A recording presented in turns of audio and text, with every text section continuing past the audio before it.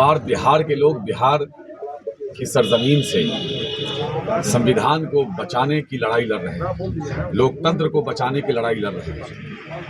आप तो जानते ही हैं कि जब जब इस देश पर खतरा आया है तब तब बिहार खड़ा हुआ है और देश को बचाने का काम किया है। चाहे आज़ादी की लड़ाई हो, चाहे उसके बाद जितने भी लड़ाई हो, सब में बिहार ने क़यादत किया है हमेशा। आज पूरे देश की निगाह बिहार पर है। बिहार क्या करता है, क्योंकि जब बिहार में इस बार हम लोग भाजपा को हरा देंगे, एनडीए को हरा देंगे, तो देश से भी ये सरकार की विदाई तय है। पूरे देश की निगाह, तमाम इंटेलेक्चुअल लोग, खून आता है देश दुनिया से कि भाई बिहार के लोगों को बचाइए। हजरत मौलाना अशरफ नदवी साहब का पैगाम आया कि लालू के बेटा को कभी कमजोर मत होने देना। इस बार चाहे कोई खड़ा हो उसको मत देखना, महागठबंधन के उम्मीदवार को जिताना, क्योंकि ये जो लड़ाई है ये मामूली लड़ाई नहीं है। बहुत सारी चीज़ों को बताया नहीं जाता।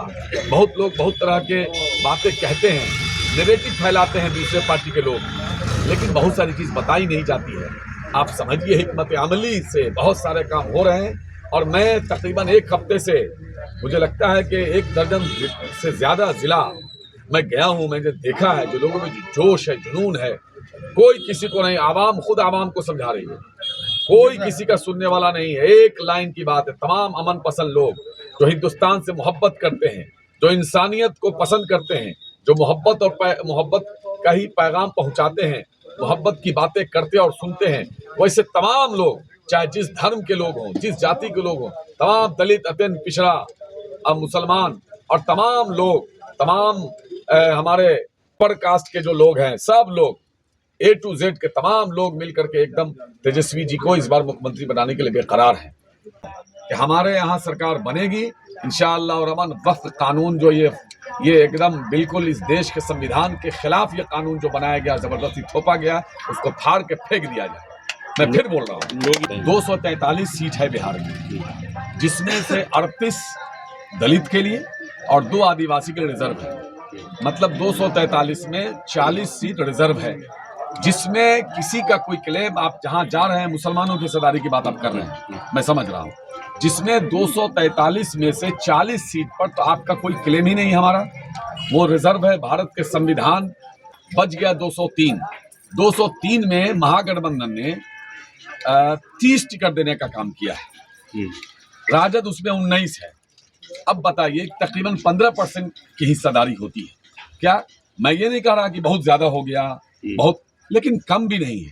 आज के हालात में चले जाइए देश के अन्य राज्यों में, चाहे जिसकी भी सरकार हो, मैं नाम नहीं लेना चाहता, वहां क्या हाल है। फिर हमारे यहाँ इस वक्त हमको लगता है कि तकरीबन 10 या 11 MLC हैं, 4 हमारे मुसलमान हैं, 40% की हिस्सेदारी है। 4 राज्यसभा हैं, उसमें 2 थे, अभी 1 कम हुए थे, 1 बचे हैं। उसमें कितने % की हिस्सेदारी हो गई? 25% की हिस्सेदारी हो गई। इसी तरह से जो 17 महीने की सरकार थी, उसमें जो आयोग बना, उस आयोग में 40% मुसलमान की हिस्सेदारी हुई। आप पता कर लीजिए, ये सब चीज लिस्ट उठा के देख लीजिए। अपने सत्ता की, अपने इसकी परवाह नहीं की। लालू जी ने जेल जाना पसंद किया इस उम्र में, लेकिन भाजपाइयों से हाथ मिलाना पसंद नहीं किया। अगर लालू जी, तेजस्वी जी थोड़ा भी मिल लेते, इंटरनली भी मिल लेते, तो ये सब केस सब खत्म हो जाते, कहीं कुछ नहीं रहता। आज अमित शाह उनको धमका के गए हैं, आपने सुना होगा वो बयान उनका, कि मैं वो हाल करूंगा कि चुनाव लड़ने लायक भी नहीं रह जाओगे। तो तेजस्वी जी ने क्या जवाब दिया?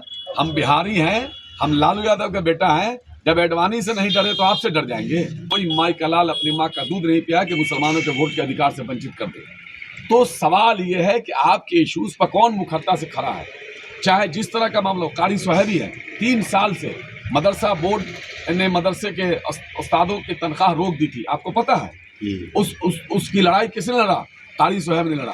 तेजस्वी जी ने मुख्यमंत्री को फोन किया, काफी लड़ाई लग, उनकी तनख्वाह चालू की गई। चाहे आप आ जाइए उर्दू अनुवादक की बहाली में, आप जानते हैं, आप खुद जानते हैं इसकी लड़ाई किसने लड़ी? कारी सुहेब ने लड़ी। आज उन लोगों के घरों में चूल्हे जले हैं, ये कारी सुहेब और ने तेजस्वी यादव से भी इसमें लड़ाई, तेजस्वी यादव से कहा, तेजस्वी यादव जी ने लड़ाई लड़ी। इतने दिनों से था, लेकिन 17 महीने के सरकार में काम बढ़ा, फिर सरकार चले गई, फिर रुका, फिर लड़के इसको करवाया गया। इसी तरह से कई ऐसे मामलात हैं। उर्दू और अरबी और फारसी का 1000 पद क्रिएट किया गया, पता है ना। बिहार में। ये मामूली बात नहीं, बहुत कम लोगों को पता है। जान लीजिए, अरबी और फारसी के टीचर का वैकेंसी निकाला गया, लोग नहीं मिल रहे हैं। अरबी और फारसी में तो हो नहीं रहा है, लोग बल नहीं मिल रहे हैं। तो कम से कम जो क्रिएट हो गया है, तो किसी की भी सरकार रहेगी, कम से कम वो अरबी और फारसी के उस्ताद तो रहेंगे। तो राष्ट्रीय जनता दल के नियत पर कोई सवाल नहीं उठा सकता कि जब से नीतीश सरकार थी तब से मुसलमानों के किसी इंस्टीट्यूशन को मान्यता नहीं दी जा रही थी, लेकिन 17 महीने में तेजस्वी जी ने नर्सिंग होम हो, नर्सिंग कॉलेज हो, या और क्या क्या होता है, पैरामेडिकल क्या क्या, बड़े पैमाने पर तेजस्वी जी ने देने का काम किया मान्यता, और सब खुल के काम कर रहा है।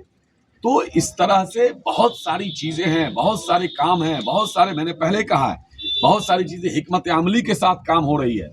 आप क्या चाहते हैं, भाजपा के पिच पर जाके खेलें? आज भाजपा कहती है कि तेजस्वी जी मुसलमान को मुख्यमंत्री कब बनाइएगा? क्या ये तेजस्वी जी की कामयाबी नहीं है? और तेजस्वी जी ने कहा है कि भाजपा को मैं आपके अरमान को पूरा कर दूंगा। लालू जी ने दलित पिछड़ों के साथ सबों की सियासत की, ऐसा नहीं है। लालू जी ने सामाजिक न्याय की राजनीति की, तेजस्वी जी सामाजिक न्याय के साथ साथ आर्थिक न्याय की राजनीति कर रहे हैं। क्या लालू जी के साथ रघुवंश बाबू, प्रभुनाथ सिंह, जगदानंद सिंह नहीं थे क्या? क्या ये आपको क्या नाम था इनका, रघुनाथ झा नहीं थे क्या? अखिलेश सिंह नहीं थे क्या? सीधी बात है, इस बार इनको किसी भी तरह से सत्ता में नहीं आने देना है, क्योंकि इस बार अगर भाजपा को उखाड़ के बिहारियों फेंक दोगे, बिहार वालों, तो 25 साल ये बिहार के अंदर देखने की हिम्मत नहीं करेगा। युवाओं के लिए संदेश तेजस्वी जी लगातार दे रहे हैं। आज युवाओं के लिए तेजस्वी जी युवाओं के लिए तो वो नौकरी मैन के नाम से जाने जा रहे हैं। तमाम लोग, तमाम उलमाए किराम से लेके तमाम दानिशवरान ने जो फैसला लिया है महागठबंधन को जिताने का, उस पर आप जज्बात में न आकर के हिकमत अमली के साथ काम कीजिए। और तेजस्वी जी ने नौकरी का वादा किया है, उसमें आपकी भी बारी आएगी। जो लोग आज है, सबकी बारी आएगी, सबको नौकरी मिलेगी।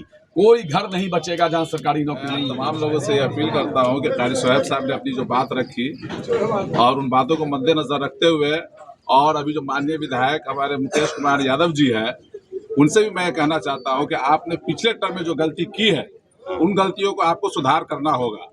चाहे स्वास्थ्य के केंद्र में हो, शिक्षा के केंद्र में हो, सड़क के केंद्र में हो, किसी भी विभाग में आपको सुधार करना होगा। इन तमाम चीजों को जब वो सुधार करने का अपना वादा करेंगे इस बार, तो मैं उनके साथ हूँ। कारी साहब हमारे दोस्त हैं, मैं इनकी बातों को लब्बैक कहते हुए मैं इनके साथ रहूंगा।